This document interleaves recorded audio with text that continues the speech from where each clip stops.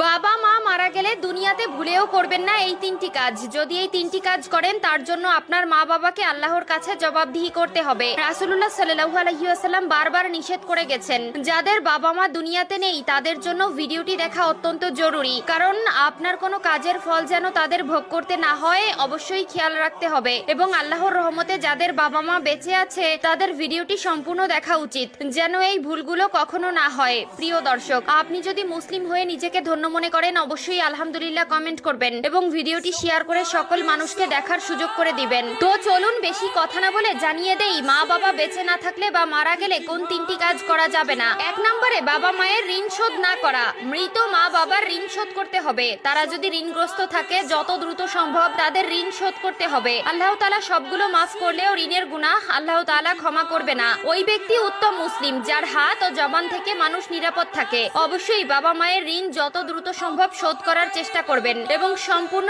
ঋণ শোধ করে দিবেন। 2 নম্বরে হাউমাউ করে কান্না করা যাবে না। বুখারী শরীফে এসেছে 1226 নম্বর হাদিসে বলা হয়েছে, তাহলে সে মৃত ব্যক্তির কবরে শাস্তি দেওয়া হবে। যদি আপনি হাউমাউ করে কান্না করেন, চিৎকার করে কান্না করেন, অনেকেই গড়াগড়ি করে কান্না করে, অনেকে নিজেকে নিজে আঘাত করে, পাগলের মতন আচরণ করে। খবরদার, এই ভুলগুলো করা যাবে না। আল্লাহ তাআলা আপনার আপনজন নিয়ে আপনাকে পরীক্ষা করবেন। অবশ্যই কষ্ট লাগে যে বাবা মা এত মায়া মহব্বত করে ভালোবাসা দিয়ে বড় করেছেন, সেই মা বাবাকে হারিয়ে ফেললে কষ্ট লাগারই কথা। তাদের জন্য অবশ্যই দোয়া করবেন, চোখের পানি ফেলবেন, কিন্তু হাউমাউ করে বিলাপ করে গড়াগড়ি করে চিৎকার করে কান্নাকাটি করা যাবে না। পবিত্র কোরআনে এই বিষয়ে সূরা বাকারার 53, 54, 55 নম্বর আয়াতে স্পষ্ট করে বলে দিয়েছেন। না জানার কারণে সংসার জীবনে আমরা এমন কিছু ভুল করি যার জবাবদিহিতা আমাদের বাবা মায়ের করতে হয়। তারা দুনিয়ায় বেঁচে থাকতে যেমন আমাদের তাদের উপর দায়িত্ব রয়েছে, ঠিক তেমনি তারা মারা গেলেও আমাদের দায়িত্ব রয়েছে। অবশ্যই 3টি বিষয় সকলে জেনে নেবেন এবং কোনোদিন এই 3টি ভুল করবেন না। 3 নম্বরে যে কাজটি করা যাবে না সেটি হলো জানাজার জন্য দেরি করা যাবে না।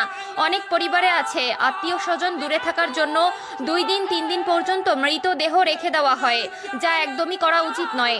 যত দ্রুত সম্ভব দাফন করে দিতে হবে। অনেক সময় ছেলে মেয়ে দূরে থাকার জন্য অনেক মা বাবার দেহ 2 থেকে 3 দিন পর্যন্ত রেখে দেওয়া হয়, যেটা ইসলামের বিধানে একদম অযৌক্তিক। হয়তো মানুষ শেষ দেখার জন্য এই কাজটি করে থাকে, কিন্তু আসলে এটা করা উচিত নয়। ইসলামের বিধান অনুযায়ী মৃত ব্যক্তির জন্য দ্রুত জানাজা ও দাফন কাফনের ব্যবস্থা করা। আপনাদের আরেকটি বিষয় জানিয়ে দেই, এই বিষয়টি হলো অনেক বেশি গুরুত্বপূর্ণ।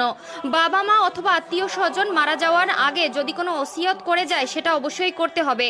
যদি কেউ নেক কোনো ওসিয়ত করে যায় সেটা অপূর্ণ রাখা যাবে না। অনেকেই ওসিয়ত করে যায়, আমি মারা যাওয়ার পরে আমার অমুক সম্পত্তি মাদ্রাসায় মসজিদে দান করে দিবে, বা এমন কোনো জায়গায় দান করতে হবে বা অন্যকে দিতে হবে। এই ধরনের ওসিয়ত করলে